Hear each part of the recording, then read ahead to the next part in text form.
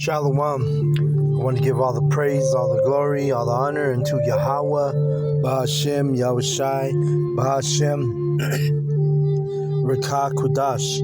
Double honors goes out to the elder apostles of Great Millstone for teaching me the truth.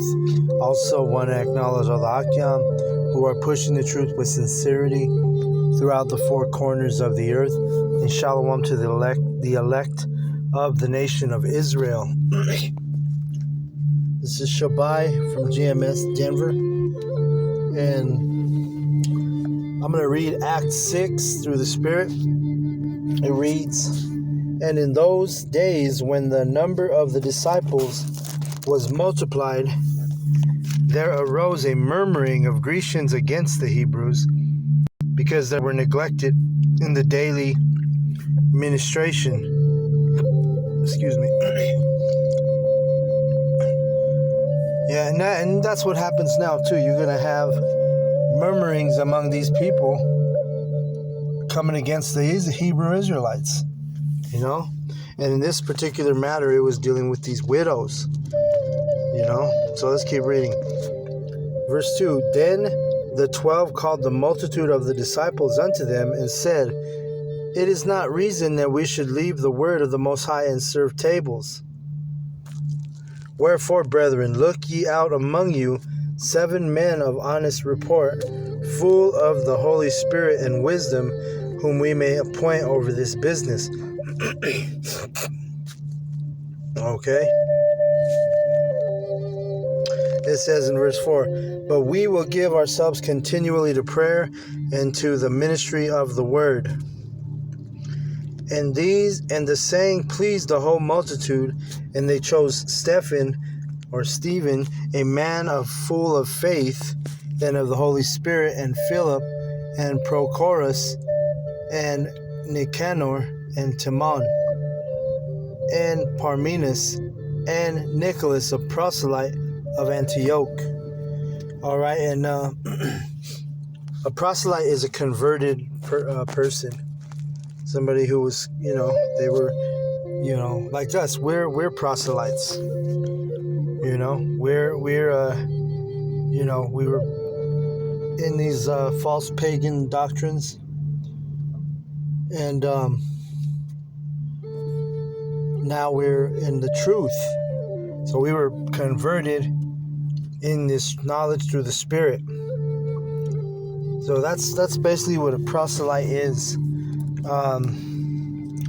Let's read verse 6. But I'm actually let me get that word proselyte real quick, and just in the Google definition, because it's been a while since I looked it up. So let's look it up.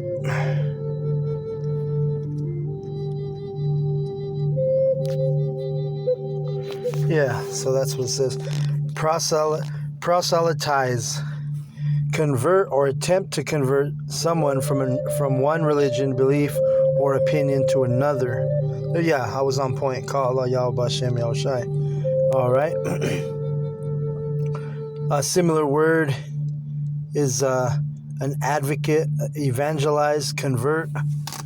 So we're advocates for Yahweh Bashem Yahushai, and when we teach the elect, and we wake up the elect, so to speak, we're gaining numbers, and they're considered a proselyte. Somebody who, maybe you were brought up in pagan Christianity, and then you start to learn the truth, and you're a proselyte, because now you believe the true knowledge. You call on the true names, so on and so forth. It says in verse 6, "Whom they set before the apostles, and when they had prayed, they laid their hands on them." Okay. "And the word of the Most High increased, and the number of disciples multiplied in Jerusalem greatly, and a great company of the priests were obedient to the faith." To what faith? To the truth. Men were becoming proselytes, converting from pagan doctrines, pagan religions, to the actual truth, Well, that's what faith they were obedient to, was this knowledge that we're teaching on the highways and the byways. All right? Verse 8, and Stephen, full of faith and power, did great wonders and miracles among the people. And he was one of those chosen 7 men, right? It says here in verse 9, then there arose certain of the synagogue, which called the synagogue of the Libertines and Cyrenians and Alexandrians, and of them of Cilicia, and of Asia, disputing with Stephen. All right, so you always have all these different fucking like vocabs, and we got our own vocab Malone 2.0 over here in Denver. This dude named Juanito, right? His real name is Adrian Mora. He was a former boxer, and he's coming in some weak ass pagan Christian shit. So we're always gonna have our adversaries. We're always gonna have our these reprobates that like to come up and try to challenge the knowledge, the truth, right? There was nothing new under the sun. You had that happening during the time of the Acts of the Apostles, and also of these chosen 7 men that were chosen and appointed, to teach. So let's read verse 10. It says, and these guys were disputing with Stephen. Verse 10, and they were not able to resist the wisdom and the spirit by which he spake. And so that's the same thing today. You have all these fucking low-level pagan Christians, which whatever philosophy come up against us. We've even had Muslims try to come up and contest the knowledge and the truth. But guess what? They can't resist the wisdom with the spirit that we speak. Because the truth is, when the truth is dealing with you, there's nothing that's gonna have fault or anything that's gonna be able to overcome or defeat truth, right? Truth is the most powerful thing on the planet Earth. That there's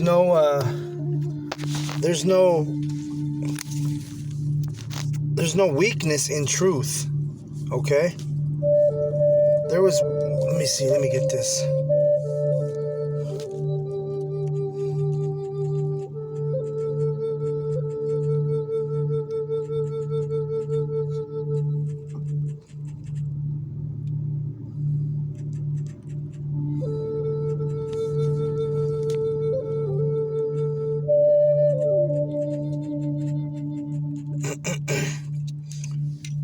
You have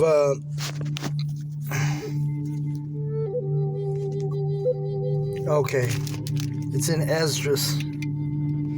Let's go to First Esdras.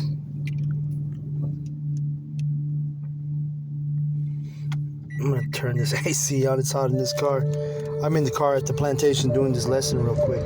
So this is First Esdras 3:10. It says,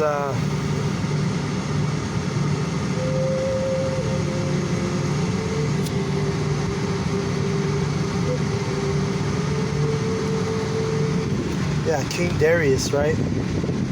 He proposed a contest. He wanted to know, let's see, what they thought was the strongest thing, Let me see.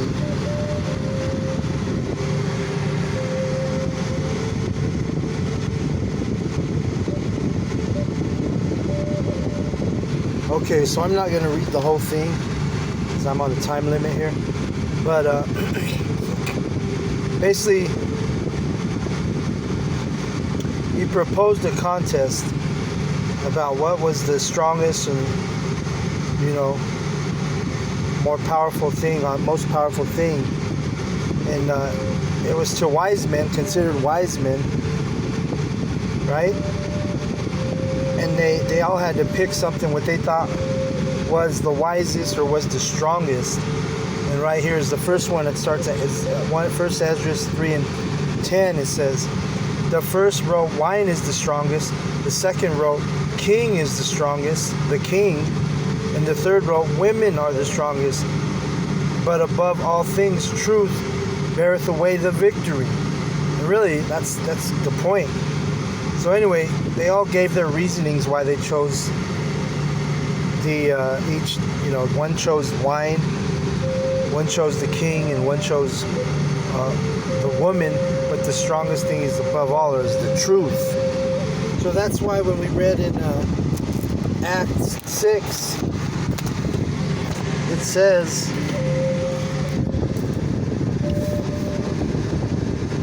and they were not able, 6 and 10, Acts 6 and 10, and they were not able to resist the wisdom and the spirit by which he spake. Okay? And so you can't resist this knowledge and this truth. If there's somebody who's out there who thinks they're a Bible thumper or whatever, if they're not coming in the spirit of Yahweh B'Shem Yahushai and in truth, then guess what? They're not going to be able to resist this wisdom, the spirit that by which the true men of the Lord speak. You see? Even like Nasty Nate, he can't resist the truth by the wisdom and spirit that the elders speak, because he's going off. And he's easily exposed simply by bringing out the scriptures. Alright? So brothers, what we have is so strong that there's nothing that can expose, defeat, resist this knowledge that we have, that we hold. If you're one of the true servants of Yahweh B'Shem Yahushai, if you're one of the men who holds this knowledge, you have the ability to break down the parables, break down break down the scriptures soundly. There ain't nothing going to be able to penetrate this knowledge and this truth that we hold, bros. All right?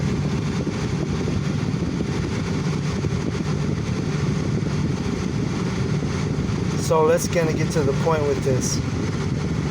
Well, let's see.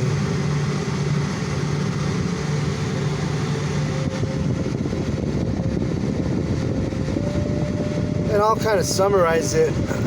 But, the first guy said the king, because he's basically reasoning was like, look, the king is the strongest thing because he can send men to war and they go to war, right? Then the second guy, what did he pick? Let's go back up to that. He picked wine, right? He was like, look, the wine has to be the strongest, which also, remember, wine's a metaphor for doctrines and philosophies. So it's a strong thing. All those things are strong. Kings, wine, women. The truth is the strongest, right? Because the king, he can send men to war. They have no choice. They got to go to war, whether they like it or not. Like right now. You're going to have World War III coming, in the near future. And when they do a draft and all these things, there's men that are not going to want to go to war, but they ain't going to have no choice because the king's going to send them to war. And then the second guy, he chose the wine, and his reasoning was that it's been a while since I read this, but basically he was going in on how the wine, it has an influence on people. He says that even the king will drink wine, and he might be out of character, when you drink wine. Which that's true. Wine is strong. You give people strong drink, which is like a metaphor for false philosophies. Like people here in Babylon, they're all under strong drink. If they're so-called religious, they're calling on cracker Jesus, which that's an example of strong wine. That's a philosophy that's a stronghold. It's a fallacy. It's basically not true. That's not his name. But yet it's a strong burden on these heathen and these 2/3. You see? And then the last guy, he picked women, and really, generally, overall, he really went with truth. But he said, hey, look, women are strong because, that box, it's strong. It'll have a man doing things he ain't never done before in his life, right? And I'm not reading right now, I'm just talking. But the woman is strong because why? The king, I remember a verse. He says, in so many words, he says the king can, the queen, she can take the king's crown off, put it on her own head, and slap him in the face, and all he's gonna do is smile at her, right? So if a woman can do that, she's pretty strong, right? Especially you get some badass bitch, she's fine as hell, thick in all places, you know. These women are strong with these weak men, right? So that's a strong thing too. Like I said, all of them are strong. The king, the wine, the women. But at the end of the day, the most strong thing is the truth, right? Look at 1 Esdras 3 and 10. The first row, wine is the strongest. The second row, the king is the strongest. The third row, women are the strongest. But above all things, truth bear away the victory, right? He said, but above all, the truth is the strongest. This wisdom, this oil that we're gathering, this knowledge that we have, you know, ain't nothing stronger than this, man. We can make the king look stupid. We can resist wine. We can resist women by having this knowledge and this truth that we hold, bros. Hakyam. All right. So let's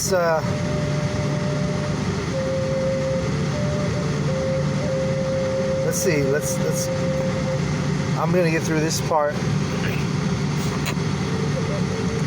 Oh yeah, and one of the reasoning for the women, he says, women have borne the king and all the people that bear rule by sea and land. Even of them came they, and they nourished them up. This is 1 Esdras 4:15. Nourished them up in the planted the vineyards from whence the wine cometh. He's like, look, women, they gave birth to the king. They gave birth to the men who plant the vineyards, where you make the wine from, right? It says in verse 17, these also make garments for men. These bring glory unto men, and without women cannot men be. All right? That was his reasoning.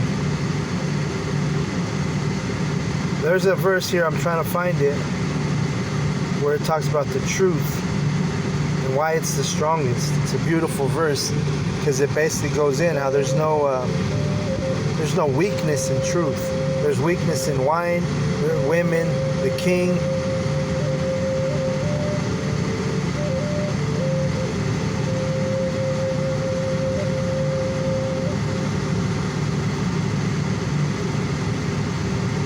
Look at this, 37. What is 1 Esdras 4:37? Wine is wicked, the king is wicked, women are wicked, all the children of men are wicked, and such are all their wicked works. There is no truth in them. In their unrighteousness also they shall perish. As for the truth, all right, and here's the reasoning on why the truth is the strongest. As for the 1 Esdras 4:38, as for the truth, it endureth, and is always strong. It liveth and conquereth forevermore. With her there is no accepting of persons or rewards. But she do remember, the truth is wisdom. Her is Sophia, personified as wisdom, as Sophia, right? With her there is no accepting of persons or rewards, but she doeth the things that are just, and refraineth from all unjust and wicked things. And all men do well like of her works. Neither in her judgment is any unrighteousness. And she is the strength, kingdom, power, and majesty of all ages. Blessed be the power of truth. And with that he held his peace. And all the people then shouted and said, great is truth and mighty above all things. Right? So the truth is the strongest, man. There's no falsehoods in truth. There's no wickedness in truth. You know? So that's the point. The truth is the strongest thing. Let me read that again. 1 Esdras 4:41. It says, and that's a beautiful verse because it's got the 144 in it. It says, and with that he held his peace, and all the people then shouted and said, "Great is truth and mighty above all things." So the truth, this is mightier than anything that we have. The strongest thing on the planet Earth is this truth. Okay? That's why it says in Acts 6:10, "And they were not able to resist the wisdom and the spirit by which he spake." Right? And that's because we hold this knowledge, we hold this truth. There's nothing that can resist.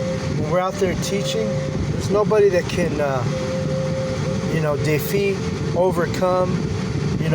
They can't make us look bad. Because at the end of the day, what we have is the strongest thing on the earth, which is this truth. All right?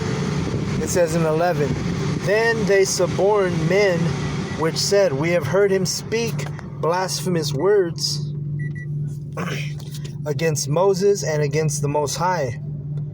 And they stirred up the people and the elders and the scribes and came upon him and caught him and brought him to the council." All right, so they caught up the apostle Stephen, right? He got caught up, and you're gonna have brothers who are gonna get caught up in this. We just heard, on the group chat, one of the brothers, and they said that they said the guy that did it was a professional, so-called professional, as in a white collar something. That's what the brother said, professional, right? Like a white collar type dude, and stabbed one of the brothers. This was just today or last night. I'm not sure. He didn't say what day, but recently, right? So this is what it is, man. You're gonna have people coming up against us. You're gonna have people trying to put us in the prison, in the dungeon, in the FEMA camp, on lockdown, because of the truth that we bring, because of the testimony that we have. All right? Same thing that happened to Stephen in Acts 6. It says in verse 12, "And they stirred up the people and the elders and the scribes and came upon him and caught him and brought him to the council and set up false witnesses, which said, This man ceaseth not to speak blasphemous words against this holy place and the law." And that's what they do to us. They say that we're speaking wickedness. They say that we're devils. They say that we're racist. They say that we hate people. They say that they come up with all kind of accusations and allegations against us. And why? Because we speak the truth. And that's how strong this truth is it makes people lose their mind. It makes people want to kill you. When you're speaking the true knowledge, and you got that you got that spirit on you that they can't resist, because the spirit we speak in, it makes them uncomfortable, right?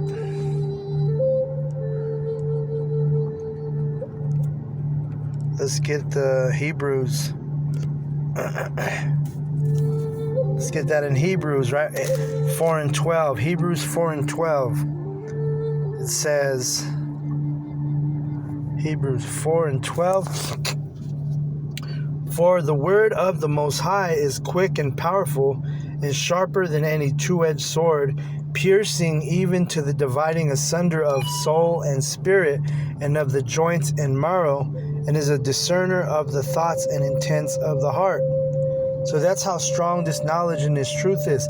It pierces them through their spirit. They get cut in the spirit, They have, because, you have to understand, these pagan Christians, they literally believe these pagan philosophies. It's like, they straight up believe in these false doctrines. They believe in this, wickedness. And it's unknowingly. They don't know that they're in strong delusion, because the Most High has them in strong delusion. So when they come against us and we prove them wrong by the Spirit, by the Scriptures, it just pisses them off. They get roused up, man. They want to fight. They want to kill you. They want to, they want to get the heads. They want to pull out weapons, whatever the case may be. That's because this thing is that strong. This truth, this knowledge is that powerful. People fucks up their sleep, fucks up their mind. When they come across the prophets, I done had a dude tell me, this was about, 4 or 5 years ago. I remember I was dealing with this pagan Christian, and he kept trying to like they always do. Well, you're in a cult, or you're what you believe is wrong. Let me show you this verse, and he don't understand the verse. Then you teach him and you show him, look, this is what it means. They get mad because they see it. A lot of times these pagan Christians, they see that we have the true knowledge, but yet they're fucking hard-headed, stubborn, wicked, and they get mad. They want to fight you. They want to, whatever it is, they get upset.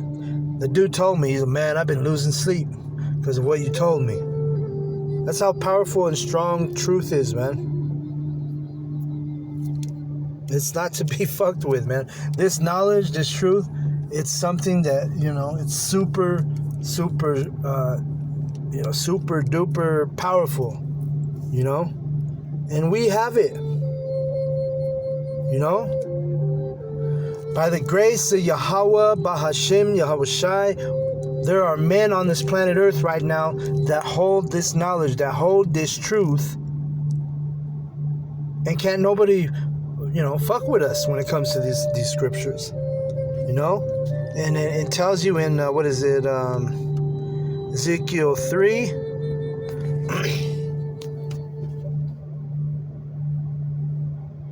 I'll start at 7. It says, Ezekiel 3 and 7, but the house of Israel will not hearken unto thee, for they will not hearken unto me, for all the house of Israel are impudent and hard-hearted. And really, this was kind of inspired.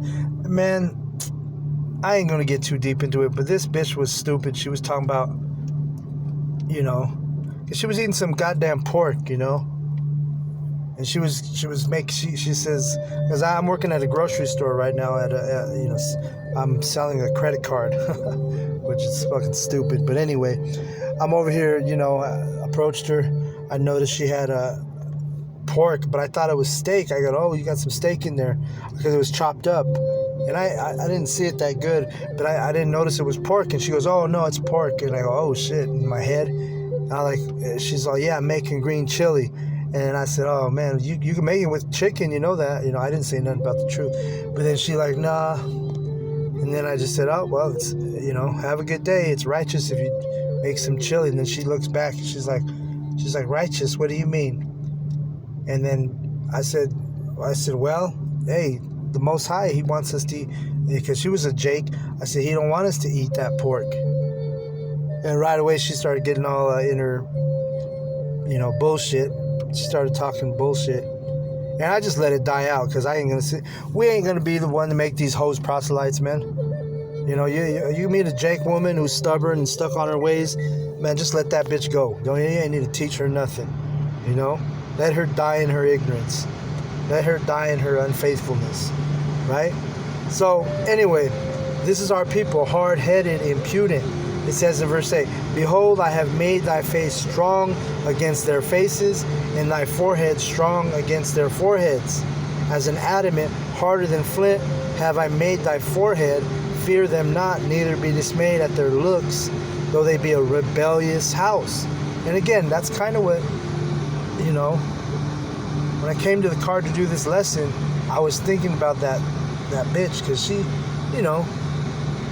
these bitches, you don't want to sit here and argue with no bitch, especially a 2/3, especially a Jake woman, But it was just like, you get back, to your car, you go on break, whatever, you're like, man, fuck that bitch, I ain't gonna try to teach you or convert you, bitch, but you think you're so, that's the lot we have. We got to sit there and listen to these stupid ass people, and they don't know and understand truth, and you just try to tell them something righteous. Because I wasn't trying to teach her.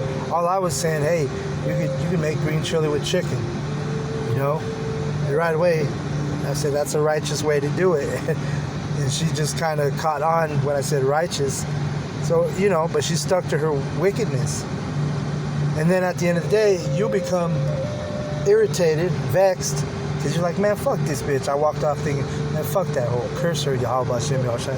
Curse that bitch for her thinking she fucking knows it all. And she, you know what I mean? She start bringing up some stupid examples and stupid shit, you know, trying to quote the Bible and shit. And I just walked away as a bitch. In my head, I'm like, bitch, you just kick rocks, bitch. You're fucking stupid. You don't know what you're talking about, right? So I walked off, but this is our people. Hard-headed, hard-hearted. You fucking 2/3 are some hard-headed fucking bitches. The Most High, we can't wait till he fucks you up. We can't wait till he fucking puts you 2/3 to death for fucking believing all this bullshit, all your wickedness that you have in you. Alright? Verse, where am I at?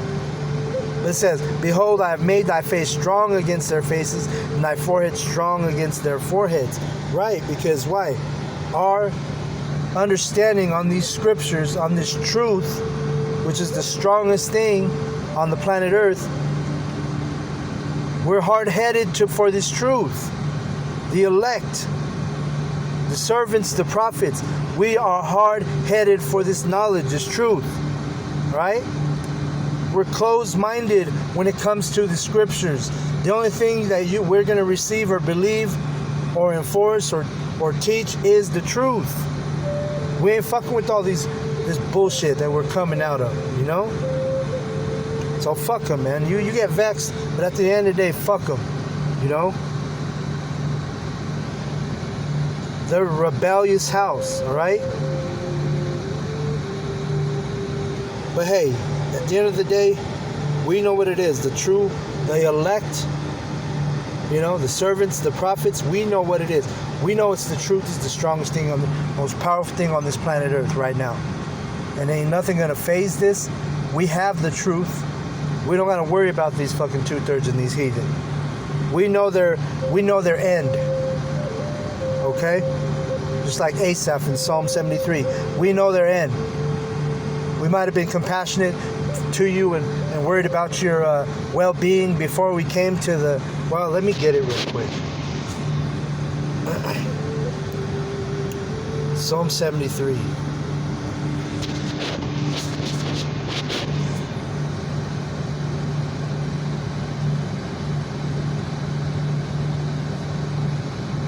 Yeah, let's read right here.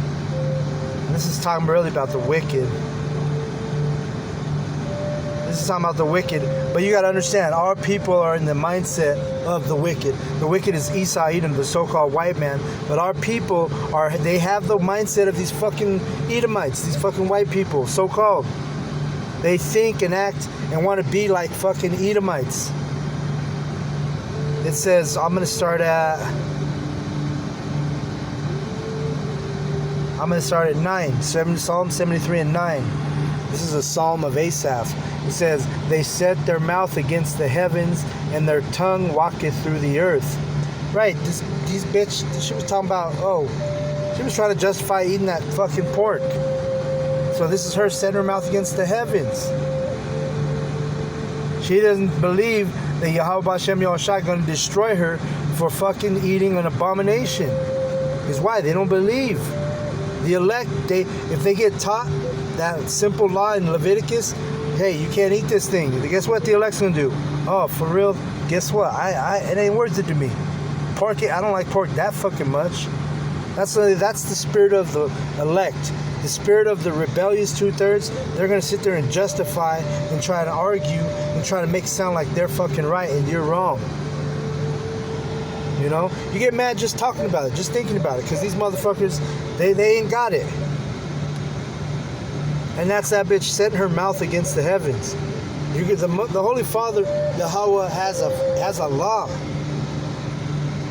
And you're gonna just think you can override his laws?